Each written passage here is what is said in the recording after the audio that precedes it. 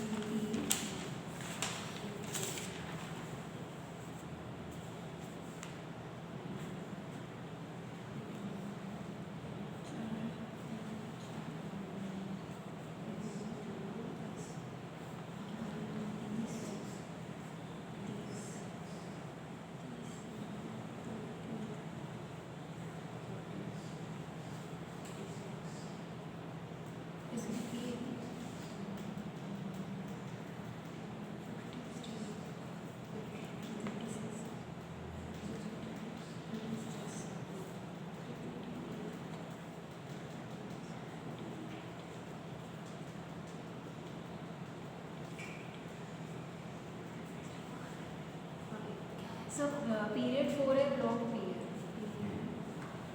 Period 4 है, block B है। Period 4 हो जाएगा।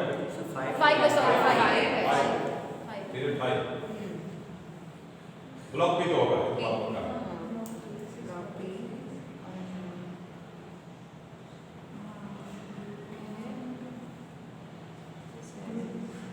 ब्लॉक है हाँ 17 yes। है 17 हाँ 70 70 वाह संध्या मान ली बहुत सही बेटा। हाँ सर हो गया। संध्या को बनाते हुए देखो काम काफी खुश हो गए, बोलो क्यों? क्या बहुत कम है। बच्चे जब नहीं बोलते हैं तो मेरे को थोड़ा सा डाउट होता है, पता नहीं कर रहा है कि नहीं कर रहा है। सर मैं तो बकवास ही बोलती रहती हूँ। तुमको तो ब्रेक लेना पड़ता है, तुम हो गई तो है बोलती फिर आत्मा माता हो गई।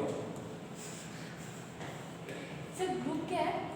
ग्रुप 70 सर और एक सर बी बोला। हाँ 17 ग्रुप के बाद और एक ओके अच्छा और एक ग्रुप कैसे और एक क्या कहते हैं 47 का निकालना। 47 फिर उधर देख रहे हो, इधर पर देखना है। अच्छा नहीं सर सर सर ब्रेक ही कर रहे हैं घर में और देखते हैं। पीरियड तो सर Period 5 है। पीरियड 4 है 5 5 है। है व्हाट इज द फाइव ना होगा हाँ 5 है उसको। और का लास्ट में 26 है तो फिर हो जाएगा।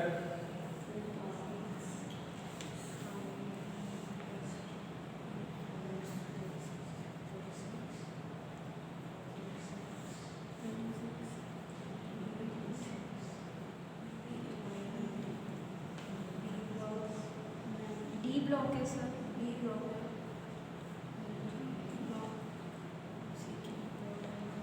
तो L minus 1 you want D block. D block block है। हाँ डी ब्लॉक है। डी ब्लॉक है 9 प्लस सर 11 11th ग्रुप है 11 ग्रुप है ना। ठीक है हाँ सर। चलो ये हो गया। अब दूसरा तरीका सर इससे ही करिए। इससे भी इजी है, अच्छा यहाँ लेकिन हम दोनों तरीका बताते हैं। क्यों बताते हैं? एक तरीका नहीं लगा पाए तो दूसरा लगा लेंगे, समझ गए? अब पहले मैं यही बताता हूँ, पहले टफ वाला बता दिए। ये टफ है।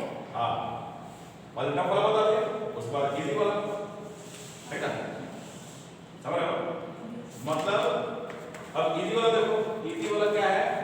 School rule. अच्छा स्कूल पब्लिक स्कूल, हाँ सर 9 ठीक है? वही रूल है ये, लेकिन स्कूल एक ही लाइन में हो जाएगा। सेकेंड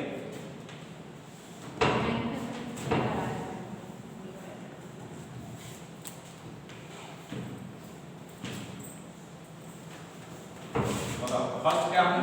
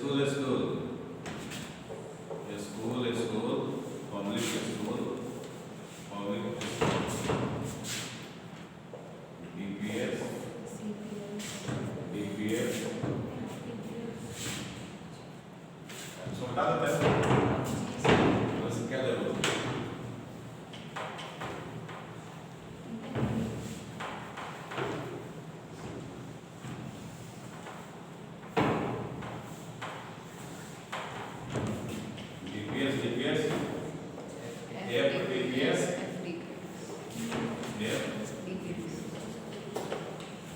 देखा 1s2 2s2 3s6 3s2 4s2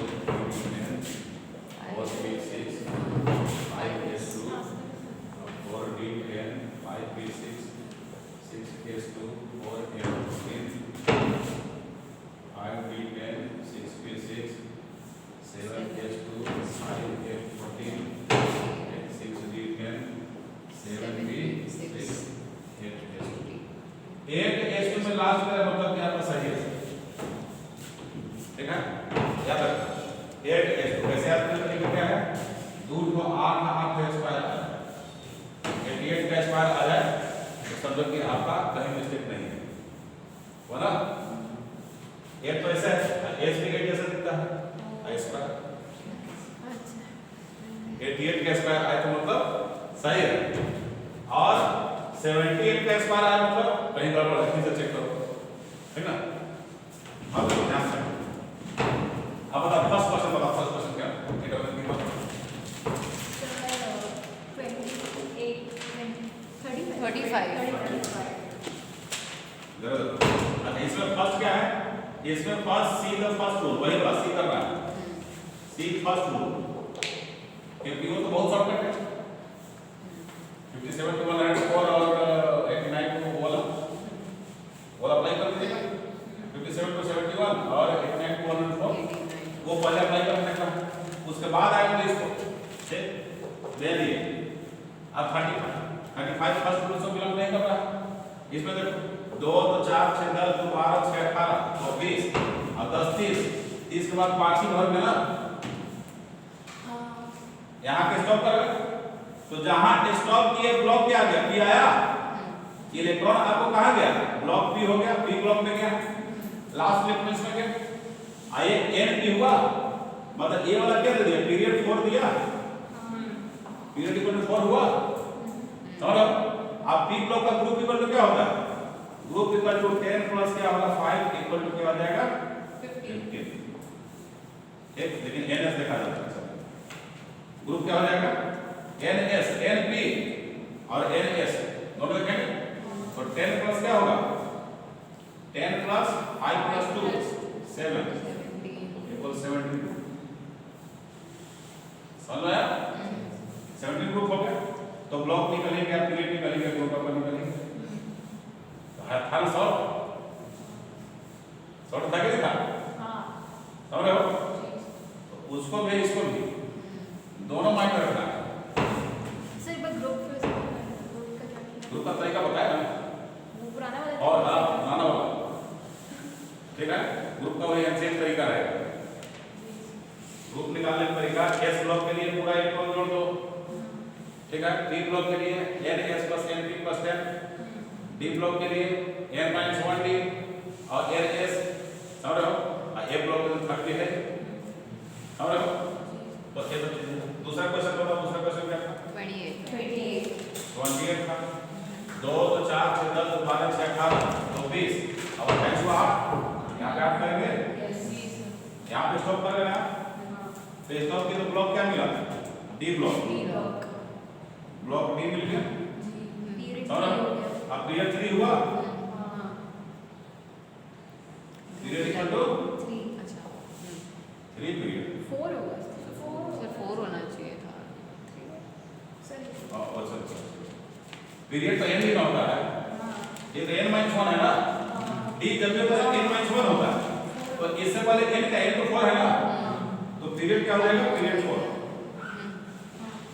समझ में आया पीरियड 4 हो गया अब पीरियड 4 के बाद ग्रुप क्या होगा 11 होना चाहिए group is equal to group क्या होगा n - 1d डी ब्लॉक का n - 1d और प्लस NS तो 10 ग्रुप में हो जाएगा ओके तो 8 प्लस 2 इक्वल टू 10 अब समझ में आया कि पहले वो सब ग्रुप को बताया था सबड़ा ग्रुप का कुछ कांसेप्ट यहां पे यूज हो रहा है ऐसा समझ में जब उसको सीख कर इसको आसानी से सीखो समझ रहे हो ऐसा तो इसको लिख लीजिए सो पूरा ठीक कर लिया सही था क्या पूरा ठीक है? नहीं ये हो जाए वो तो एटॉमिक स्ट्रक्चर पढ़ाया हुआ है। मैक्सिमम के से भी लिखना है, p का मैक्सिमम 6 होता है, जहां जहां p होगा उससे लिखना है।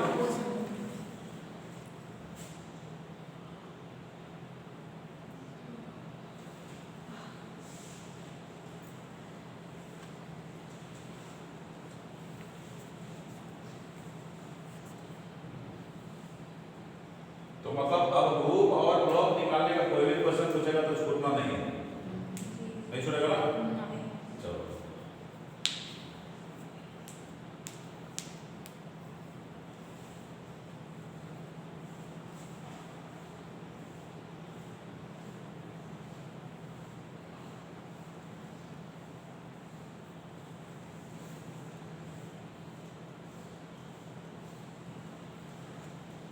अब चलते हैं आगे।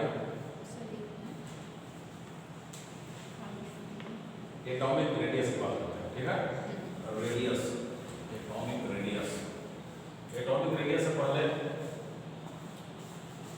बात कर लेते हैं कुछ और। उससे पहले जेफ की बात करेंगे। Z eff and effective nuclear charge and spreading effect. तब एटॉमिक रेडियस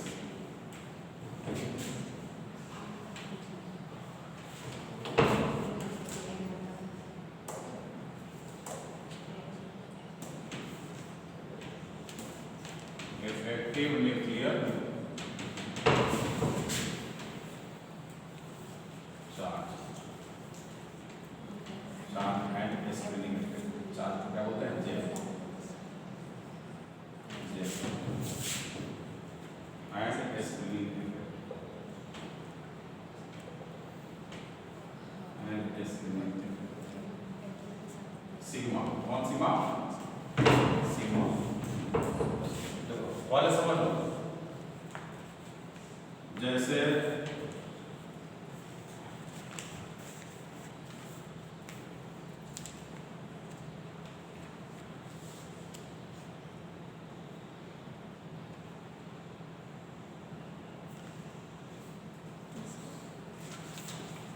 ये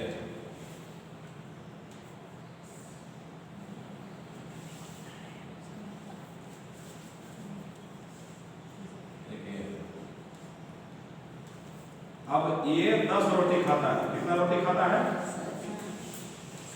ये 3 रोटी खाता है। कितना रोटी खाता है? 3 रोटी। किसमें पावर ज्यादा है? 10 रोटी वाले 10 रोटी में होगा। तो अब पावर को निकाला जाता है SI को वाट में। वाट में ना निकाल के हम बोल देंगे पावर इज इक्वल टू, इस आदमी का पावर इक्वल टू 10 रोटी। मतलब क्या होगा? मतलब 10 रोटी को यदि पावर में कन्वर्ट करेंगे तो जितना वाट आएगा, ठीक है, वही पावर। इनडायरेक्टली बात उसी को हो रही है, लेकिन उस पावर को रोटी के टर्म में कर दिया। 10 रोटी से ज्यादा पावर जनरेट होता है। आप 3 रोटी से कितना पावर जनरेट करेंगे? 3 कम ही बनेगा। तो कम मतलब कि यहाँ पावर इक्वल टू क्या हो गया? 3 रोटी 3 रोटी, ठीक है। वही बात है इफेक्टिव न्यूक्लियर चार्ज। क्या है? ये न्यूक्लियस है, और न्यूक्लियस से चारों तरफ ऑर्बिट होते हैं, न्यूक्लियस चारों तरफ ऑर्बिट होते हैं। अब मान लो यहाँ पे इलेक्ट्रॉन है, इलेक्ट्रॉन का नेगेटिव चार्ज होता है। इन दोनों के बीच का जो फोर्स ऑफ अट्रैक्शन लगेगा उसको इलेक्ट्रोस्टैटिक फोर्स ऑफ अट्रैक्शन बोलेंगे, बोलेंगे। जब इलेक्ट्रोस्टैटिक फोर्स ऑफ अट्रैक्शन इसको बोलेंगे तो ये क्या होगा? ये electrostatic force of attraction distance बढ़ने के साथ बढ़ेगा। अब देखो ध्यान से देखो, अब क्या होगा? बीच में और कोई इलेक्ट्रॉन आ जाता, बीच में कोई और इलेक्ट्रॉन आ जाता तो उस इलेक्ट्रॉन पे नेगेटिव चार्ज था, नेगेटिव चार्ज था। तो वो नेगेटिव चार्ज मतलब कि फोर्स ऑफ अट्रैक्शन को कम करेगा कि बढ़ाएगा? ये नेगेटिव चार्ज इस नेगेटिव वाले को रिपेल करेगा, इस इलेक्ट्रॉन को रिपेल करेगा। तो इन दोनों की वजह से आउटवर्ड फोर्स लग जा रहा है।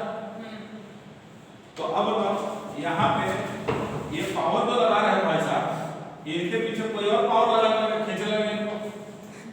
जैसे मेरे को फ्रीली होकर दौड़ने दिया जाए तो मैं सीधा जाकर टकरा जाऊंगा, लेकिन पीछे से कोई आदमी खींचने लगे तो क्या उस फोर्स में टकराऊंगा? नहीं। नहीं टकराऊंगा ना, क्योंकि अपोजिंग फोर्स मिल रहा है किसी साइड से। वही बात है कि जितना न्यूक्लियस फोर्स लगा रहा है, समझ रहे हो, उतना फोर्स लगा रहा है, और ये इलेक्ट्रॉन नेगेटिवली चार्ज है तो इस इलेक्ट्रॉन ग्रेविटी बाहर की तरफ कर रहा है, तो क्या न्यूक्लियस उतना तगड़ा फोर्स लगाएगा कि उसके फोर्स में कुछ कमी आएगी? कमी आएगी। कुछ कमी आएगी ना। मतलब ये इलेक्ट्रॉन नहीं रहते तो मैक्सिमम फोर्स ऑफ अट्रैक्शन लगाता हो। वो मैक्सिमम फोर्स ऑफ अट्रैक्शन क्या होता है? प्रोटॉन के नंबर के बराबर। मान लो Z इक्वल टू 10, ठीक? मान लो कि इसका प्रोटॉन का नंबर क्या है? प्रोटॉन का नंबर 10, तो 10 पॉजिटिव चार्ज होने की वजह से जो फोर्स ऑफ अट्रैक्शन लगेगा उसको हम बोलते हैं Z इक्वल टू 10। न्यूटन में नहीं काउंट किया गया, यहाँ एटॉमिक नंबर के फॉर्म में काउंट किया गया, जैसे रोटी के टर्म में हमें काउंट करते हैं कि भाई 10 पॉजिटिव चार्ज या जितना भी नंबर ऑफ प्रोटॉन होगा उतना number of proton outer most orbit पे जो भी फोर्स ऑफ अट्रैक्शन लगाएगा वो फोर्स ऑफ अट्रैक्शन को हम बोलते हैं, क्या बोलते हैं? Nuclear charge. क्या बोलेंगे? न्यूक्लियर चार्ज बोलेंगे। वो फोर्स जो होगा कितना हुआ? 10 के बराबर, समझ लो। लेकिन बीच के ऑर्बिट में जो इलेक्ट्रॉन है वो अपोजिंग फोर्स लगा रहे हैं, तो अब 10 के बराबर तो नहीं लग पाएगा ना। अब इसके पास 10 रोटी का ताकत था, तो 10 रोटी के ताकत से मान दौड़ रहा था, अब पीछे से 2 रोटी का ताकत उसको पुलिंग फोर्स मिला लग गया, तो नेट कितना हुआ? नेट तो 8 रोटी के बराबर हुआ इसको। तो वही क्या हुआ कि यदि बीच के इलेक्ट्रॉन नहीं होते तो ये मैक्सिमम फोर्स लगाता, वो फोर्स क्या होता? Z का। अब बीच के इलेक्ट्रॉन अपोज कर रहा है, आउटवर्ड फोर्स लगा रहा है, तो अब जो ये फोर्स लगाएगा वो नेट फोर्स लगाएगा ना, उस नेट फोर्स को बोलते हैं Z इफेक्टिव। क्या बोलते हैं? Z effective. बस समझ में? अब बीच वाला जो फोर्स है उस फोर्स को हम बोलते हैं screening effect, screening force sigma. क्या बोलते हैं उसको? सिग्मा बोलते हैं। तो Z इफेक्टिव का तो क्या हो जाएगा? इलेक्ट्रॉन के एब्सेंस में जो मैक्सिमम फोर्स काम करता वो Z, अब माइनस सिग्मा कर देंगे तो Z effective equal to Z minus sigma हुआ। समझ में आया? भाई बीच वाला उसको धक्का मार रहा है, धक्का मारने वाला फोर्स और अट्रैक्ट करने वाला फोर्स, ठीक है? तो Z minus sigma is equal to Z effective. समझ रहे हैं? और Z इफेक्टिव क्या है? कि न्यूक्लियस आउटर मोस्ट ऑर्बिट के इलेक्ट्रॉन पे जो net effective force of attraction डालता है, उस net force of attractive force, net force of attraction को क्या बोलते हैं? Z बोलते हैं। और it is expressed in terms of atomic number. समझ रहे हैं? न्यूटन के टर्म में नहीं, एटॉमिक नंबर के टर्म में क्या करना एक्सप्रेस करना है। तो एटॉमिक नंबर जो होगा प्रोटॉन का नंबर होता है, वो मैक्सिमम होता है, मतलब Z इफेक्टिव जो रियल एटॉमिक नंबर होगा उसे तो कम ही होगा। समझ रहे हो? क्योंकि रियल इसके पास 10 रोटी का ताकत था, अब 2 रोटी की ताकत पीछे खींचा जा रहा है तो 8 रोटी हुआ, तो रियल वाला ताकत से कम ही हो गया ना वो। समझ में कुछ आ रहा है? ये हो गया, इसको Z इफेक्टिव बोलते हैं। Z effective. अब चूंकि मैक्सिमम फोर्स अप्लाई करने में ये बीच का ये सिग्मा क्या कर रहा है? रोकने का काम कर रहा है, तो रोकने को स्क्रीन बोलते हैं। जो प्लेट, जो पर्दा लाइट को रोक दे उसको स्क्रीन बोलते हैं। स्क्रीन पे पिक्चर दिखाया जाता है, दिखाते हैं ना? या स्क्रीन खराब हो गया, टीवी स्क्रीन खराब हो गया, मोबाइल की स्क्रीन खराब हो गई, ठीक? स्क्रीन मतलब रोकना होता है, लाइट को जो रोकने का काम होता है। लाइट को नहीं रोकोगे तो कोई पिक्चर नहीं दिखाई पड़ेगा, ठीक है? तो इसलिए क्या बोलते हैं? ये स्क्रीनिंग इफेक्ट प्रोड्यूस कर रहा है। तो Z is atomic number and sigma is screening constant. तो atomic number minus screening constant is equal to Z। Clear है? तो इसको लिख लीजिए आप लोग। Z equal to atomic number. Z क्या है? एटॉमिक नंबर है, sigma equal to screening constant है, स्क्रीनिंग कांस्टेंट, और Z इफेक्टिव न्यूक्लियर चार्ज। ये क्या होता है?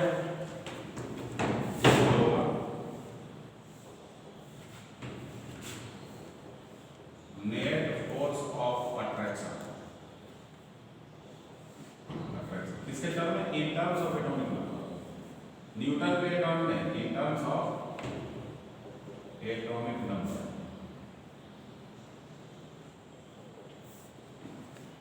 applied on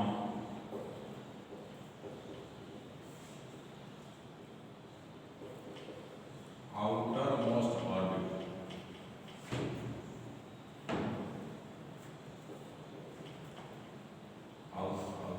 applied on electron on an electron, एक इलेक्ट्रॉन को दिखाया जाता है applied on an electron, सारे electron present in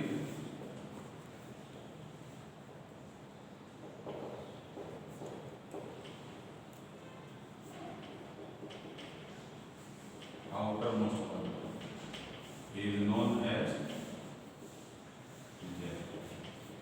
J equal to Z minus S Planck constant.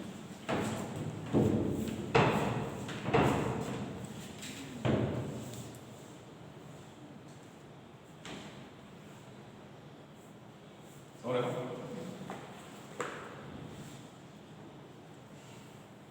अब स्क्रीनिंग जो होता है स्क्रीन करने का मतलब कि रुकावट डालने का, ठीक है, ये डिफरेंट सबसेल में डिफरेंट टाइप का होता है। इलेक्ट्रॉन जिस सबसेल में रहेगा उस सबसेल के हिसाब से स्क्रीन डिपेंड करता है। Screening depends on the electron present in the particular subshell, ठीक है। तो स्क्रीनिंग डिपेंड्स ऑन सबसेल पे डिपेंड करेगा। कैसे देख लो ध्यान से, ये क्वेश्चन पूछा जाता है, कई बार पूछा भी गया है कि screening constant, screening effect, screening trend क्या होगा? स्क्रीनिंग ट्रेंड ये क्या होता है? सबसे ज्यादा स्क्रीनिंग एस का इलेक्ट्रॉन होता है, एस, उसके बाद पी का, उसके बाद डी का, उसके बाद एफ का। सबसे लेस स्क्रीनिंग होता है एफ, सबसे में रहने वाले इलेक्ट्रॉन का होता है। और अब रीजन बता रहे हैं, ध्यान से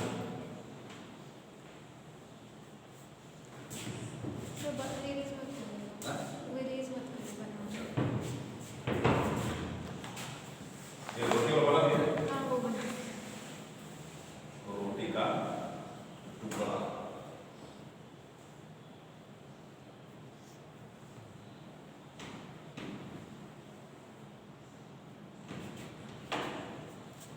ठीक है। अब जेफ जेड माइनस अगले बोला क्या फोर्स का मैग्नीट्यूड पॉइंट ऑफ एप्लीकेशन पे डिपेंड करता है, डिपेंड करता है कि एप्लीकेशन का पॉइंट उसका क्या है। एकदम कोलिनियर फोर्स लगाएंगे तो ज्यादा मैग्नीट्यूड का हो जाएगा, और यदि साइड से कहीं लगाएंगे पॉइंट ऑफ एप्लीकेशन उसका डिफरेंट हो जाएगा, तो फिर उसको रिजल्व करके जो आएगा वही नेट फोर्स होगा। बस समझ रहे हैं, ये फिजिक्स का रूल है। तो फिजिक्स का रूल है तो जरा ध्यान से देखो, मतलब है कि पॉजिटिव ये प्लस और ये हुआ और ये हुआ। अब यहाँ पे एक इलेक्ट्रॉन है, यहाँ पे एक से ज्यादा इलेक्ट्रॉन है। क्या है? एक से ज्यादा इलेक्ट्रॉन। इफेक्ट तो हम एक ही इलेक्ट्रॉन पे देखेंगे ना, मतलब कि वैलेंस सेल में रहने वाले इलेक्ट्रॉन, ठीक, जो लास्ट में इलेक्ट्रॉन रह रहा है वो यदि इसको रिपेल करे तो क्या ऐसे रिपेल करेगा ना? देख लो पॉइंट ऑफ एप्लीकेशन देखना, ऐसे रिपेल करेगा। और अंदर में रहने वाले इलेक्ट्रॉन इस इलेक्ट्रॉन रिपेल ऐसे करेगा। कौन ज्यादा नेट परसेंट प्रोड्यूस करेगा? अंदर वाला कि साइड वाला? अंदर वाला, क्योंकि ये तो इसके रेंज में आ रहा है, ये यहाँ पे है, इसके रेंज में ऐसे आ रहा है, इसके ऐसे आ रहा है, यहाँ पे एंगल क्या हो जा रहा है? थोड़ा कम हो जा रहा है, तो cos थीटा का वैल्यू कम, मतलब इफेक्ट ज्यादा। बस समझ आया? वेक्टर का रिजोल्यूशन पढ़ो, रिजल्व करना वेक्टर को। तो कहने का मतलब कि अंदर में रहेगा तो ये ज्यादा रिपल्सन फोर्स डालेगा, साइड वाले में कम दे देगा। समझ बात? पास है ना, क्योंकि वो उसके नहीं, मतलब कि एकदम हेड ऑन हो रहा है, कुछ इस तरीके का रिपल्सन टाइप का हो रहा है। समझ गए? तो ऐसा हो जा रहा है। अब दूसरा चीज है कि स्क्रीनिंग के लिए जरा समझना, ध्यान से समझना। स्क्रीनिंग के लिए क्या होगा? स्क्रीनिंग के लिए क्या होता है भाई? स्क्रीनिंग के लिए इलेक्ट्रॉन को कहीं ज्यादा स्टैटिक रहेगा और मोर स्पिन प्रोड्यूस करेगा। भाई इलेक्ट्रॉन, ये इलेक्ट्रॉन ज्यादा स्टैटिक रहेगा तो ज्यादा इफेक्ट डालेगा ना। अब यही मोशन डालेगा जिगजैग मोशन तो इफेक्ट तो कम डालेगा इसको। तो समझ आ रहा है? जैसे देखना ये है S orbital, S subshell, S subshell पे इलेक्ट्रॉन आ रहा है, ठीक है। तो एस सबसेल का इलेक्ट्रॉन और यहां भी इलेक्ट्रॉन आ रहा है, एक इलेक्ट्रॉन हम पी सबसेल का बनाते हैं ऐसे, ये पी सबसेल का इलेक्ट्रॉन, ठीक, और एक हम डी सबसेल का इलेक्ट्रॉन बनाते हैं।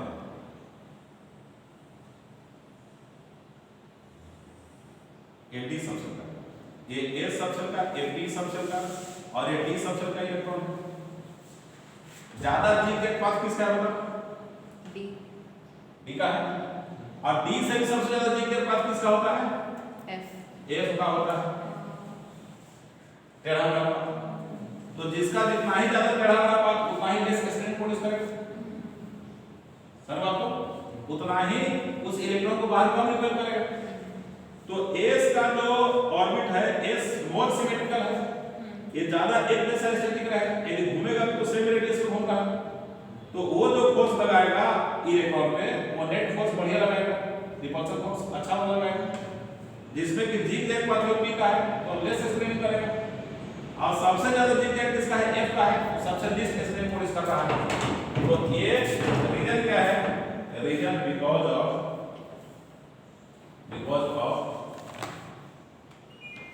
मोर zigzag path from S to F, zigzag path क्या होगा? इसलिए इसके लिए अब ट्रेंड पढ़ते हैं। पीरियोडिक ट्रेंड क्या होता है और पीरियोडिक ट्रेंड के बाद में ग्रुप वाला ट्रेंड क्या होता है। तो जेड और स्ट्रिंग का पीरियोडिक ट्रेंड, पीरियोडिक ट्रेंडिंग का क्या होता है? पीरियोडिक ट्रेंड जो हुआ, ये पीरियोडिक ट्रेंड को देखने के लिए अब बात कर रहे थे पहले ग्रुप की, किसकी बात करते हैं? ग्रुप की बात करते हैं। देखो ये ग्रुप की बात करते हैं,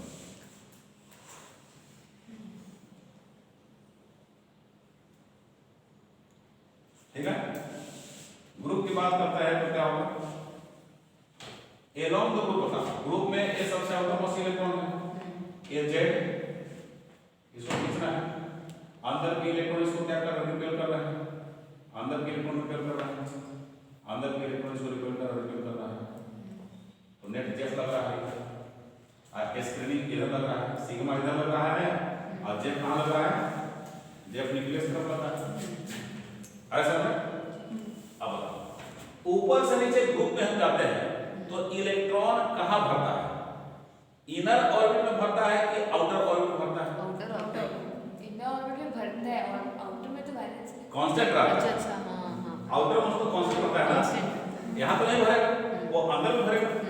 तो अंदर में भरेगा तो अंदर वाला तो मोर इफेक्टिव स्ट्रेन प्रोड्यूस करता है। अभी बताया कि पॉइंट ऑफ कम्युनिकेशन बड़ा तगड़ा है अंदर वाले का। तो अंदर में, अंदर के सेल में जब इलेक्ट्रॉन भरते चलाएंगे एरोमिन को, तो अंदर के सेल में एरोमिन, क्यों? क्योंकि बाहर वाला इलेक्ट्रॉन तो फिक्स रहता है ग्रुप में ना, ठीक है। तभी तो एक ग्रुप हुआ कि हम लोग सेम ग्रुप के हैं, तो सेम प्रॉपर्टी है, तो सेम प्रॉपर्टी मतलब वैलेंस इलेक्ट्रॉन भी सेम है इसका, तो बाहर वाले इलेक्ट्रॉन तो ग्रुप में सेम रहता है। इसका मतलब कि ऊपर से नीचे ग्रुप में हम जाएंगे तो अंदर के ऑर्बिट में इलेक्ट्रॉन फिलअप होते जाते हैं, बाहर फिलअप नहीं होता। तो अंदर का पॉइंट ऑफ कम्युनिकेशन तो बड़ा तगड़ा है, वो तो बड़ा स्ट्रॉन्ग क्या करेगा? स्ट्रेन प्रोड्यूस करेगा। तो जेफ बताओ क्या होगा? Along the group top to bottom Zeff decrease और इंक्रीज, क्या? Top to decrease. अब देखो जेफ क्या होगा? सारे तरफ दिमाग लगाना है, दिमाग सब तरफ लगाना है। दिमाग क्या लगाना है कि भाई एटॉमिक नंबर भी तो बढ़ रहा है, एटॉमिक नंबर बड़ा अच्छा खासा डिफरेंस बढ़ रहा है। कौन डिफरेंस? 2 8 18 36 ऐसे बढ़ रहा है।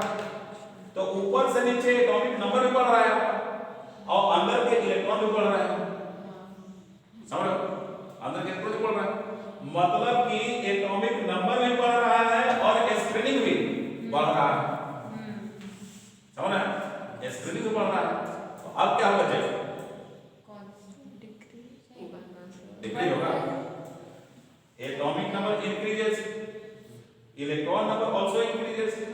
इलेक्ट्रॉन का नंबर भी इंक्रीज कर रहा है, तो बताओ जेफ क्या होगा?